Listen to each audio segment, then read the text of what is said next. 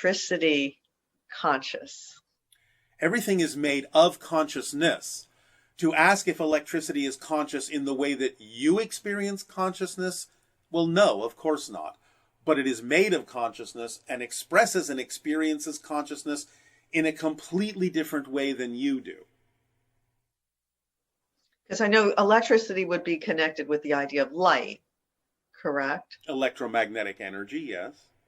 Okay, so I think that's where the question was coming from, the idea of, since the light is so written in so many of the text as far as the importance of the light, is it actually consciousness? Yes, everything is consciousness, because consciousness is simply the expression of existence being aware of itself. It's just a reflection. So the idea is that everything is made out of that same, well, energy, if you want to say the word energy, or consciousness, but everything experiences itself as consciousness in very different ways.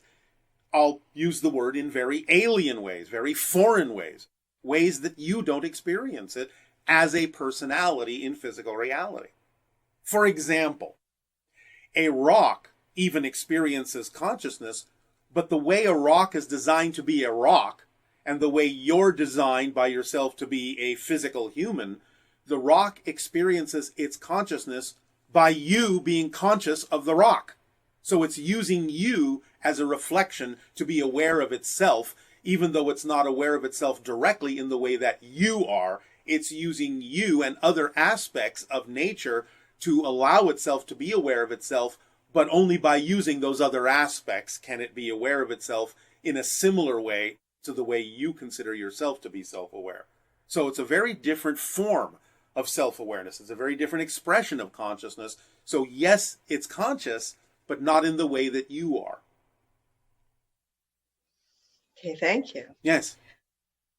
So we have lots of questions about spaceships and aliens and things you might be familiar with. Maybe just a little bit, yes. So this viewer is saying that, they've done certain protocols to be able to make ET contact, and that in doing that, they've been able to, experience a spaceship in the sky and become aware of it. And so once contact is made and there's that craft there, then what? Well, what do you mean, then what? Keep going. Keep using your imagination. Keep coming up with other ways to let extraterrestrial beings know that you are peaceful, that you are centered, that you are balanced, that your intentions are positive. Keep going. Use your imagination. Expand the protocols. Be more imaginative. Be more creative. Be more active with them. Come up with different ways of showing those things.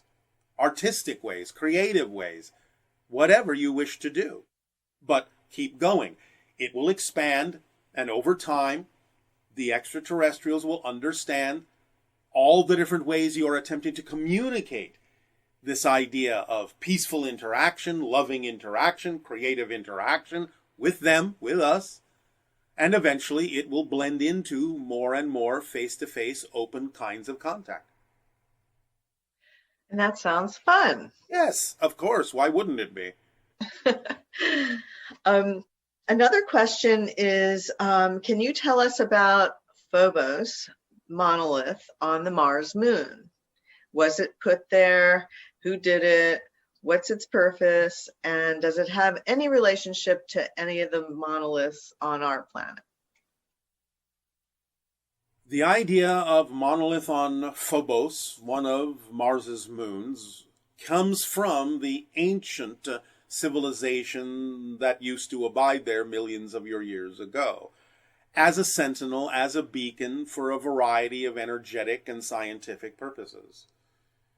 It is to some degree energetically connected to certain things on Earth, such as certain kinds of ancient obelisks and pyramids and so on and so forth. There is an energetic connection. But the idea is that it is something from a long ago civilization. It still has, to some degree, some activity within it energetically, but not really according to its original uses, since that civilization is no longer upon Mars in the same way that it used to be. Was there anything significant about the one that showed up? Was it in Arizona or Utah? Well, the significance is mystery. The significance is a manifestation of the collective consciousness that now is becoming more open to the idea of exploring mystery, exploring portals, exploring places that might be connected to other dimensions and other realities, so that you become more aware that there is more mystery on your planet than you may think. Because many people on your planet think, oh, we've solved it all, we've seen it all, been there, done that. Well, no, you've barely scratched the surface. So the idea is that your collective consciousness will allow individuals to create certain things and manifestations that will be more mysterious, to start pulling you in the direction of the great mysteries, so that you can really explore both the inner realities as you explore the outer realities, and ask yourself questions that you have to go to a different level to answer. And could you share with us how the stones used to build the ancient megaliths, some weighing hundreds of tons, were cut and lifted into place? Well, a lot of vibrational resonance, sonic vibrations were used to cancel the idea that you call gravity, to relocate the locational variable in those objects. But even though they also had certain kinds of technologies long ago that could do some of these things, a lot of the stones weren't cut. They were simply formed in the sense of dissolving them or softening them and sort of treating them more like the idea of cement or clay. So they could be put into place, formed in place, and not necessarily always carried. Sometimes they were held aloft by vibrational resonance, and sometimes they were simply formed in place. Depends on how far back you go with the technology before it was lost, before it was forgotten. So interesting. So can you tell us a little bit about the different types of grays that we're interacting with? Well, as we have said, there is what we call the Maz-A, which you call the typical short gray. There are the taller grays, which we call Mazani, which is another hybridization level, another phase of hybridization. Now, remember that sometimes you're also dealing with gray beings and, of course, other beings that come from other parallel realities as well. So we understand that there can be a little bit of a confusing mix of things going on. They don't all blame, in a sense. They don't all come from the same reality necessarily. So you have to be a little bit discerning about what you're dealing with when you're dealing with the beings that you're referring to as the grays, because they're not necessarily all of a type from your reality, or their reality, or other realities may be involved. One question that came up is whether or not there are factions of the grays that were actually experimented on and abducted, just like they're doing to us. Yes, but that's another reality altogether. So the grays that we're interacting with were not subjected. Okay. Though they did have the same Anunnaki beginnings in their own reality, in terms of being human originally. Right. So different individuals have experienced abductions, and this individual is saying that they have trouble reconciling their feelings of being violated. And can you talk about that conundrum? Because the hybrid program is such a wonderful idea, and yet the experience of contributing to it was emotionally difficult. Yes. The reasons that it is challenging for many people is because your society wasn't allowed to know what was actually going on so that it could participate more consciously. So the idea is that since this information was suppressed, since you were not given the ability to prepare yourselves to understand what you had chosen to participate in as a species in your own evolution, as well as the evolution of the grays in creating hybrids such as ourselves, then many of those experiences were traumatic. So the idea now is to understand you can ask to continue to experience these things on your own terms by understanding that you did agree to participate in this, even though you may not remember it, and that it doesn't have to continue to be traumatic for you in any way, shape, or form, as long as you are asking for the ability to enter these things on your own terms, experience them on your own terms. By not being afraid of what's going on, you will not experience them traumatically. And it can also bring about some of the healing of what you did experience traumatically by understanding that they simply didn't necessarily have the wherewithal, the Greys, being that they created themselves to be an emotionless hive mentality in order to succeed in the hybridization agenda. You can understand to some degree that they simply couldn't relate to what you were experiencing for quite a long time until there were enough hybrids to know what you were going through, and thus starting to temper those experiences in a much more conscious way, allowing people to be more conscious and participate on their own terms. But the idea of the trauma really comes from the fact that your own society never really allowed you to understand what was going on. And for this other person that's to this day unable to sleep alone and still has the need to feel like there's somebody in the room when they sleep because they feel so uncomfortable when they sense the presence. Well, again, this is simply, again, what we have just said. It's the residual of having gone through the experience without knowledge, without understanding, without conscious participation. So yes, it's a form of what you might call post-traumatic stress syndrome, because you were not allowed to know what was really going on by your own people. So the idea now is that you can alleviate a lot of that in the way that we have just suggested, by knowing that there isn't really anything negative going on per se, by understanding that you did make a choice to participate in this as part of the evolution of your own people into the sixth hybrid race, part of Earth's natural evolutionary stepping stones, and by asking for more awareness on a conscious level on your own terms, so that you know you can and always have had the ability to participate more consciously. And let go and forgive the idea of your own people preventing you from knowing this as you grew up in your reality. Okay, thank you. Yes. This is a little bit of historical ET information. Yes. A question on the topic of anti-Semitism. Yes. The idea that the Jewish people are perceived as a special people by others, expressed in a negative way in anti-Semitism. Does it come from the fact that they were in ancient times guided and protected by the Anunnaki, and that their religious ideas were, as a consequence, so different from the existing religions back there that they were perceived to be a small group of elitists trying to influence society?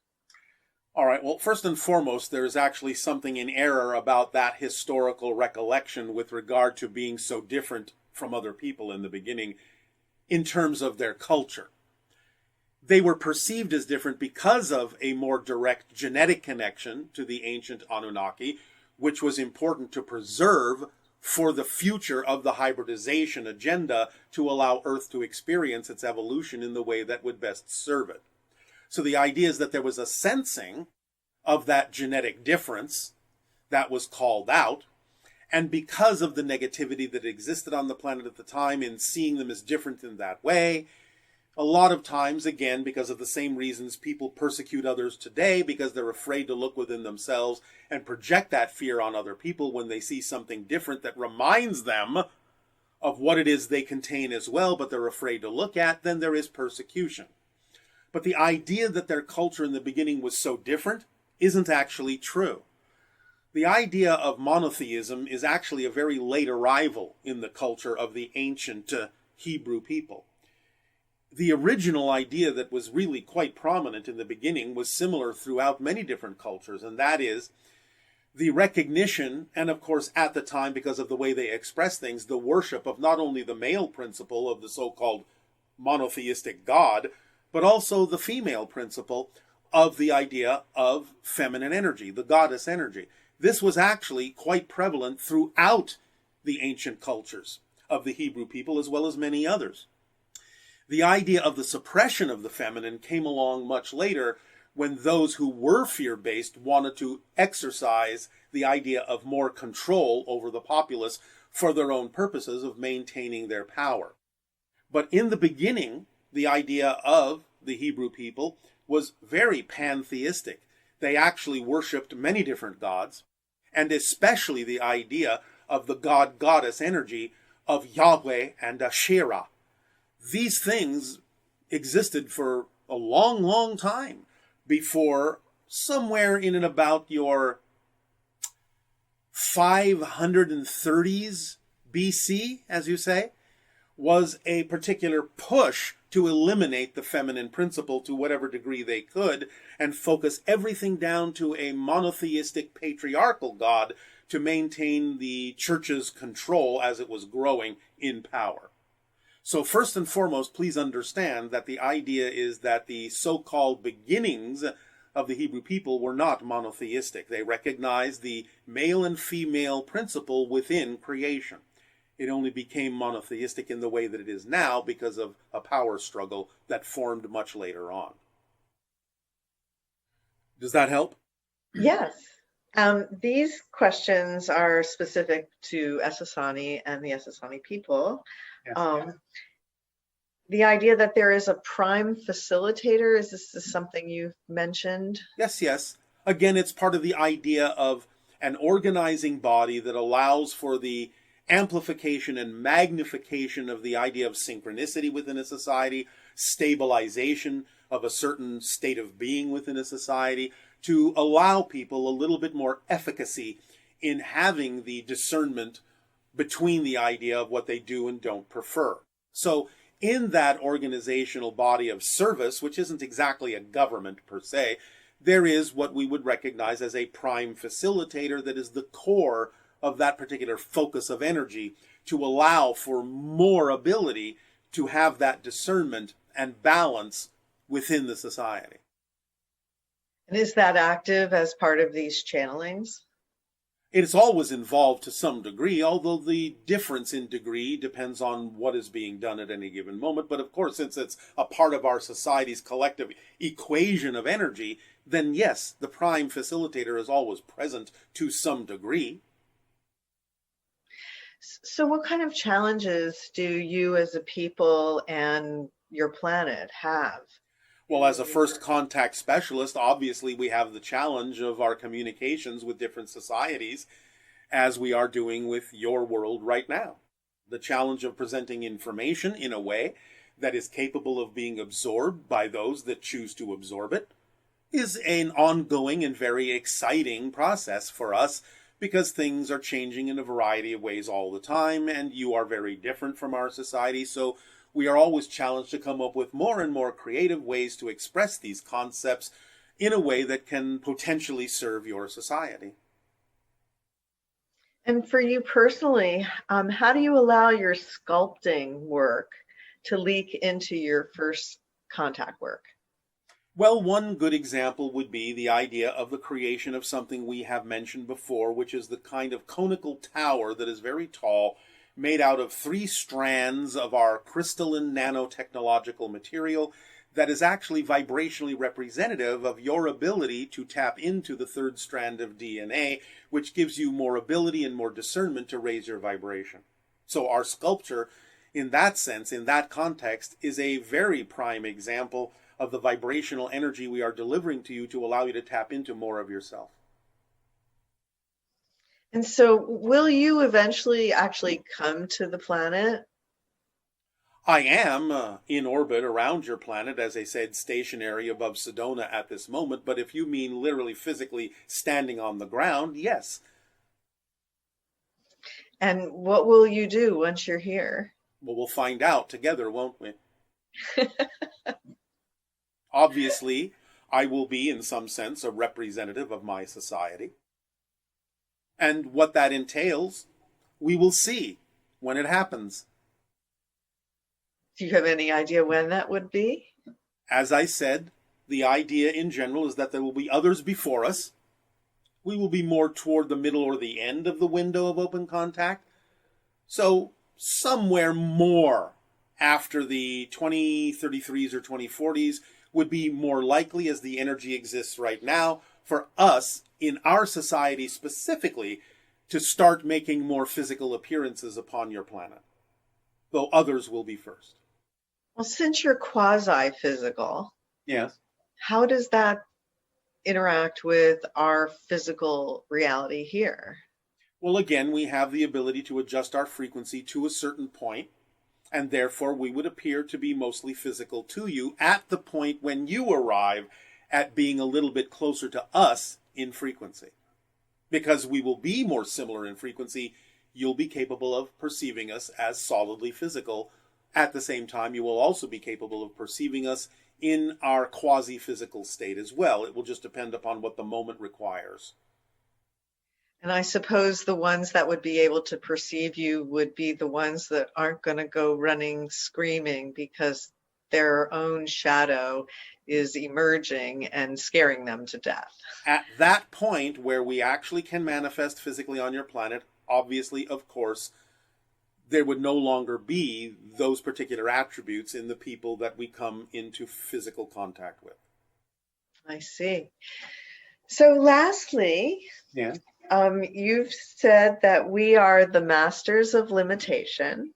So we'd like to ask you, you are the masters of? We are the masters of communing with the masters of limitation. Beautiful. Thank you so much, Tadeo. We all appreciate you so much and the wonderful information that you share. And I hope everybody had a good time today. And will continue to do so, because it is time for your meditation. So the idea, again, is, of course, it is our passion and our pleasure to interact with each and every one of you and all of you together, our deep appreciation for the gift you're giving us and allowing us to do so. And now, please continue to explore the conundrum we have delivered, so that you may allow your brains and neural networks to realign and reposition in a way that will make you more conducive to the great mysteries of existence and bring you closer to the vibration of open contact in time. Enjoy now your meditation.